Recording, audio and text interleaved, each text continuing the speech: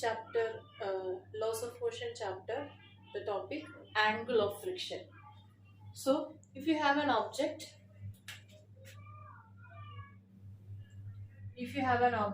of mass mg lying on a floor, its weight mg will be acting down. And the normal reaction will be acting perpendicular to that resting surface. So the normal reaction will be acting perpendicular to that resting surface.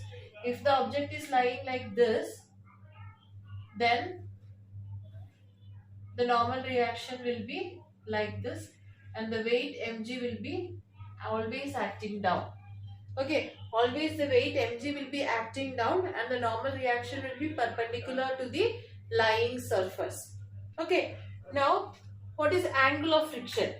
Okay, so if you are talking about angle of friction, see, this is an object lying on the surface.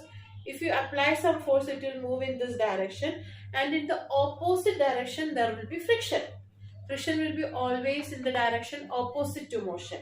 So here, if I apply some force in this direction, this is the applied force, there will be friction. You will represent it as Fs max in the opposite direction.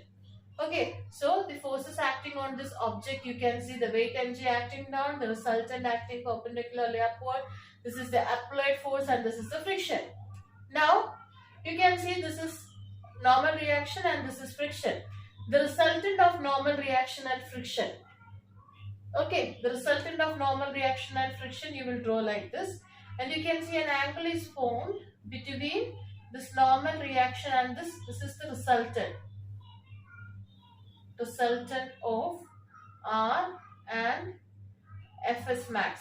Okay, so this is your normal reaction and this is Fs max. So the resultant of R and Fs max, you can see an angle theta here. So the resultant of normal reaction and Fs max makes with the normal reaction. The angle between the normal reaction and the resultant of normal reaction and Fs max, this angle we call it as angle of friction. Okay, so this is the diagram. So you have an object of mass mg, the weight mg will be acting down, the normal reaction is acting in the upward direction. This is the applied force and this is the frictional force. Now this is the resultant of R and Fs max, the angle formed between R and resultant of R and Fs max is theta, that is our angle of friction. Now if you want to find the value of that angle of friction, consider this triangle. This is a right angle triangle. And if you want to find this theta, you can see this is opposite side and this will be the adjacent side. So opposite side will be Fs max. This will be Fs max and the adjacent side is R.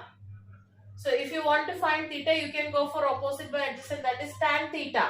So if you find tan theta, that will be equal to Fs max by R, or theta will be tan inverse Fx max by R. This is the angle of friction. Also we already know Fs max by R is what? Mu s, coefficient of static friction. Fs max by R is already coefficient of static friction. Okay, so this is Fx max by R. So theta you can write it as tan inverse of mu. So angle of friction is actually tan inverse of coefficient of friction. Okay.